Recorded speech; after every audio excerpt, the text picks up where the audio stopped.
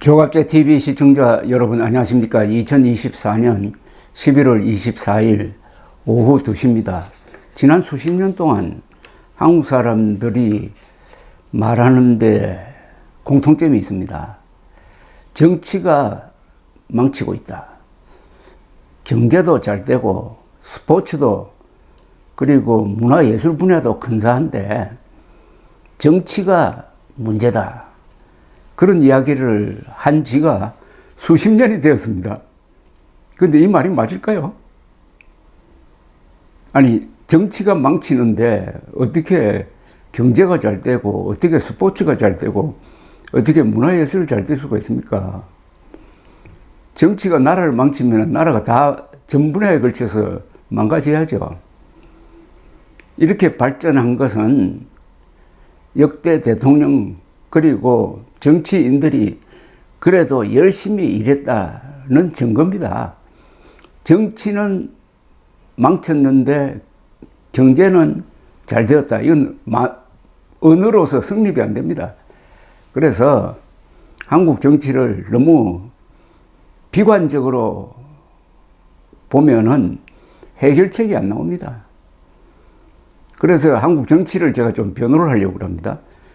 첫째, 세계에서 지금 정치가 잘 돌아가는 데가 있습니까? 정치가 아주 조용하게 돌아가는 데가 있습니까? 있습니다. 그러나 그 숫자가 매우 적어요. 정치가 조용하게 질서 있게 돌아가는 나라는 독일, 그리고 스칸디나비아 국가, 덴마크, 노르웨이, 스웨덴, 아이슬란드 같은 나라, 그리고 스위스, 네덜란드,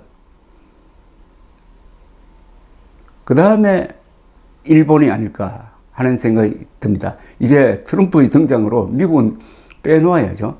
영국까지 포함시켜야 되겠습니다. 근데 이들 나라는 공통점이 있습니다. 일본을 빼면은 전부가 게르만족 국가입니다. 게르만족 국가라고 하면은 이 바이킹까지 다 게르만족에 들어가니까 서유럽의 중심이죠. 근데 게르만족은 우선 용감하고 성실하고 그리고 무엇보다도 법치를 소중하게 여기는 사람들입니다. 거기서 민주주의가 꽃을 피울 수 있었습니다. 또 게르만족의 공통점 하나가 상무정신이 대단합니다.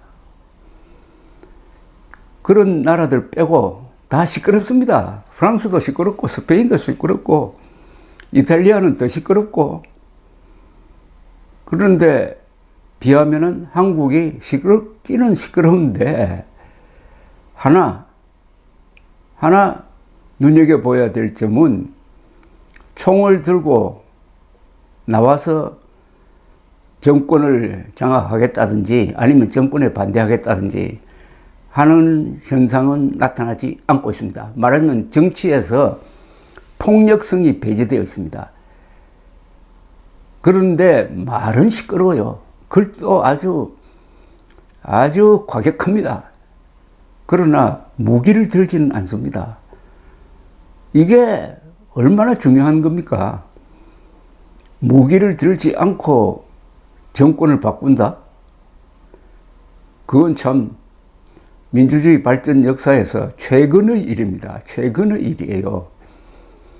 폭력을 쓰지 않고 말로 하는 정치는 원래 시끄럽습니다. 그래서 한국 정치는 한 고비를 넘겼다고 봐야죠. 과거처럼 쿠데타를 한다든지 부정선거를 한다든지 이런 식으로 해가지고 정권을 지키고 정권을 빼앗고 하는 그런 과정은 넘긴 나라다. 그런 점에서 대단한 나라입니다. 대단한 나라. 아니, 고마운 나라죠. 여기에 관여하였던 정치인들이 그렇게 욕먹을 짓을 한 게 아니라는 말씀드립니다. 물론 어떤 정치인인 역대 대통령까지 다 포함해가지고 그렇습니다. 그 다음에 재벌과 대통령의 유착관계.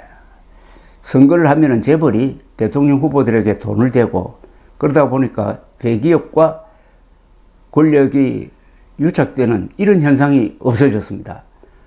이거는 최근에 없어졌습니다. 한 2003년 무렵에 검찰이 본격적으로 대기업의 이 정치 자금을 수사하는 것을 계기로 해가지고 대기업과 대통령 권력의 유착이 사라졌습니다. 거기에 따라서 금권 유착이 많이 약화되었습니다. 이것도 큰 발전입니다. 그러다가 보니까 어떻게 됐느냐.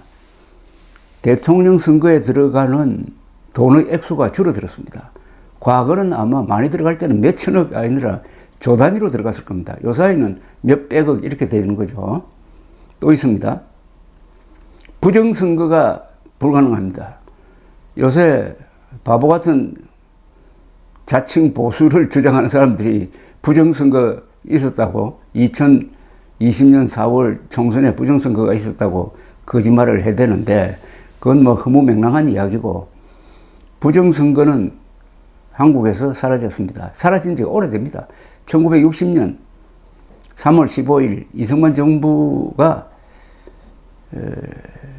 부통령 이기붕 후보를 당선시키기 위해서 부정선거를 했다가 4.19를 만나가지고 이승만 대통령이 물러난 이후부터 중앙선거관리위원회라는 걸 만들어가지고 행정부가 개입 못하게 한 뒤로 조직적인 부정선거는 없어졌습니다. 이거 대단한 것 아닙니까?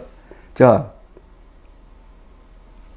총도 쏘지 않고 돈을 마구 뿌리지도 않고 그리고 부정도 저지르지 않고 하니까 정권이 교체되는 데 있어서 별 문제가 없는 거예요. 소란이 없는 거예요. 여러분 2022년 3월 9일 생각납니까? 2022년 3월 9일 윤석열 후보가 약 24만 표 차이로 0.73%포인트 차이로 당선이 되었습니다. 이재명 후보가 즉각 자신의 패배를 인정하는 성명서를 발표했습니다. 외국 기자들이 놀랐습니다.